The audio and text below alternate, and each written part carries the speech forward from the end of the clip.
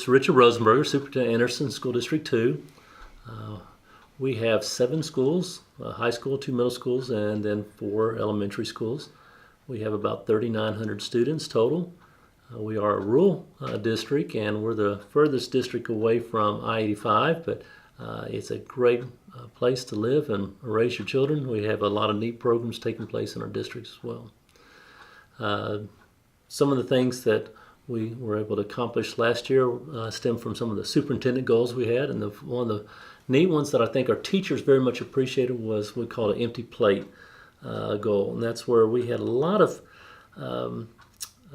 programs or a lot of requirements that teachers have been doing over the years that we just wanted to go back and re-examine. Are they necessary? Are these things that we're just burdening our teachers down with that we could remove from their plates and allow them to be more effective in what we truly needed to be doing for student instruction?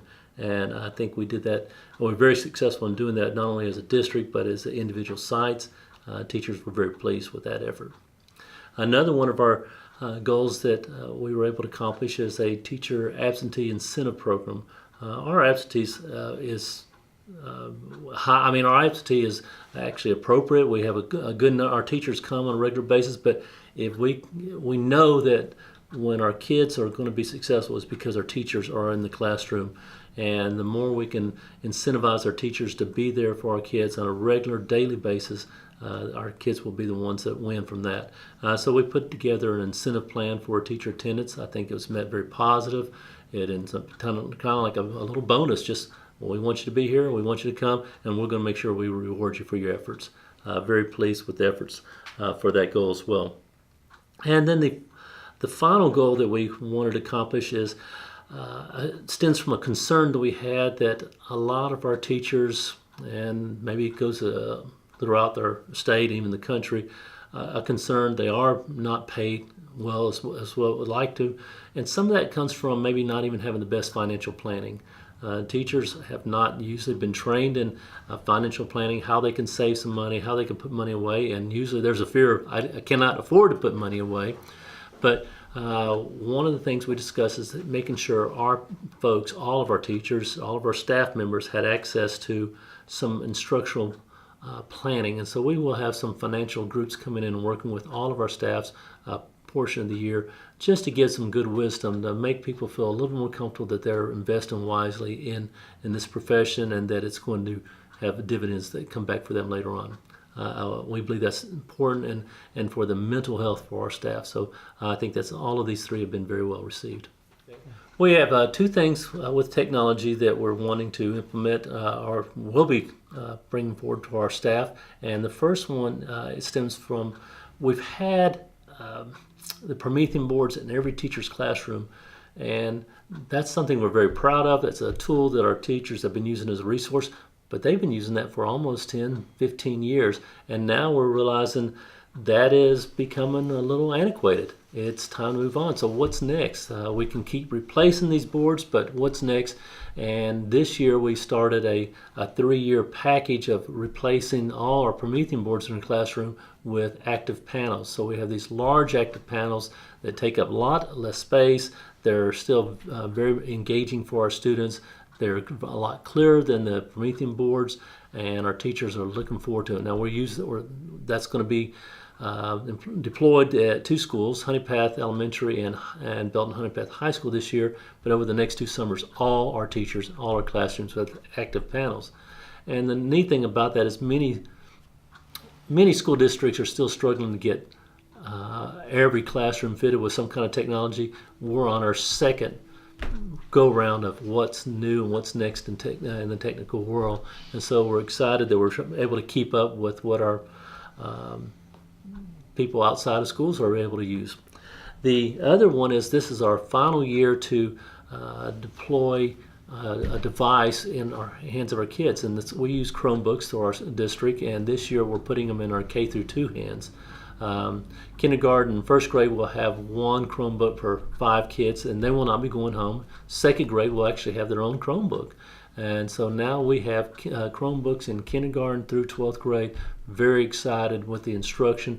It ranges from just doing some small centers to kids actually working on their projects and homework at their houses with their kids. This past year, we had high school kids checking them out to go home during the summer to be able to use their Chromebook. So this has been a wave of the future. It's working. We have now made our district a K through 12 individual one-on-one Chromebook user.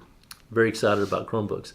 Some of the projects, or a couple of projects we're looking at this year that we'll be completing here real soon, will be our renovation of our high school gym. About 15 years ago, when there was an expansion, we needed more space. We cut our gym in half, our old gym. We built a new gym, but it was a very nice gym that our alumni have been very proud of for many years, had used that facility. But now we were only using half of it. The other half stood empty during the entire school day, every day of the year. Storage, other programs in it. Well, we've been able to go back and recapture the entire gym and its facility and be able to use that now for a lot of programs, whether it's ROTC, cheer, PE classes, and allow us to have more tournaments and engage people outside our community come here and take part of, whether it's a basketball, wrestling tournament. So we're not only welcome people from outside the district, but they're also hopefully reinvesting in the district, with eating in our restaurants, spending some of their money. So it comes back to our community. So we've seen a lot of people have been very pleased with that effort, because they remember being part of taking all kinds of doing assemblies and all kinds of programs in that old gym, and now it's going to be completely restored the way it was. Very excited about that. Our locker rooms are part of that package, and some of these have not have any upgrades since they were originally installed in there, and that's been over 50 years. So completely new tiling and new lockers, new showers, and we're excited. This is the right thing to do. I do want to emphasize we have had one significant project that we've just finished, that something we started this time last year, but we finished in April, is our new weightlifting, wrestling facility. It sits right behind our high school. It will serve our PE classes, many of the other classes throughout our school. It is a state-of-the-art facility. It's a large weightlifting arena, as well as a wrestling arena for our kids, and we're receiving a lot of incredible compliments about how well it looks, how well it will serve our kids for many years to come. And the final thing is, we spent $1.7 million on it, and we owe no money on it at all. That was all entirely paid for by the penny sales tax. Very pleased with that new project, and hope our patrons and people even outside our community can have a chance to come by and witness what it will be doing for our kids. I want to address 3 new classes that we're really looking forward to launch in this school year.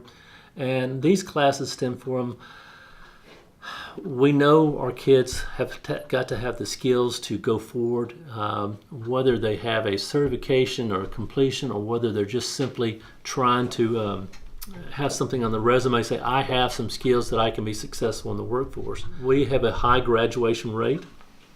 We hover around 90% of our kids will graduate from high school. That's great.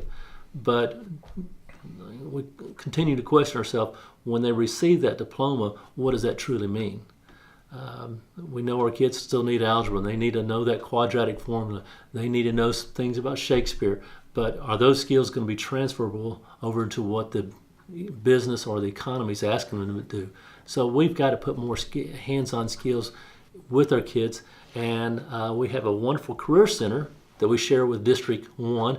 But I cannot get all of our kids over there. We need more kids to have more opportunities like that. It's the only way we can do that. We're going to bring that to our site. And so the high school is actually starting a class this year called Introduction to Manufacturing. We've made a large investment in this class, so we'll hope to open that up here as soon as the kids return. It will include some CNC operation. It will include working with metal and wood lathe. It will have forklift operation. So these kids are going to be putting their hands on equipment and design of things that will be necessary if they choose to go into the manufacturing world where the jobs are at. So very excited for that possibility. The other thing that our teacher has actually gone out and met with several of our businesses in our community and said, here's some of the things, can you help me with, or what are things we're looking for? So we feel like we're right on track with what some of those programs are going to be. Interesting enough, the teacher, we could not find a teacher for that position. Looking all over, who's capable of teaching that position? And we kind of looked inside and realized one of our agricultural education teachers, who spent more of his time in ag mechanics, has all those skills and qualifications and is able to come in and reinforce this with the kids. And so we're not even bringing in somebody new for that area. They're already very accustomed to this teacher, very excited, and we hope to launch that program immediately, though. Another class that is one of those things that the workforce is dictating is a concern about the teachers. A low amount of teachers, teacher turnover, the number of teachers coming out of college is being prepared for going to the workforce. We saw a lot of that information passed out to us this past school year where we're losing teachers. And as much as we hope there's a lot of things can change around throughout the state, I'm not sure we can afford that to wait. And so our best bet is hopefully we can grow our own. And we had a teacher cadet program, but now we're going to really put that one on steroids, and it's introduction to teachers in education that may allow them to get some certification in daycare operations, some other programs too, but it's also an encouragement for these kids and a kind of a promo for them to be able to go into teacher education. It's a great profession, great opportunities, and there are jobs available. So we're looking forward to that, making an impact and different from our own kids. And we think if we're the ones encouraging them, we're providing some of these skills before they even leave our school, hopefully they'll come back to our district and want to teach. So we think that's going to make a difference. The last class that it's not necessarily a new one, but it's one we're just as excited about. This past school year, the state has launched the employability credential.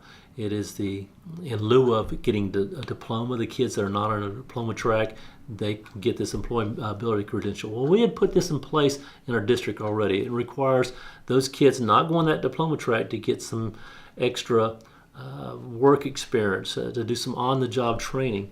But we also wanted to make sure we're providing some of those things at our district. So we've made a BHP STEM lab for these kids to do some digital work. They do some vinyl cutters, a lot of different skills that they will be able to take right out here after they get that credential and go straight into a workforce with skills already in their hands. So we believe that's going to have a strong impact on the kids that do go that route. We don't have a lot, but we do have some, and we want to make sure they're just as successful as the rest of our students.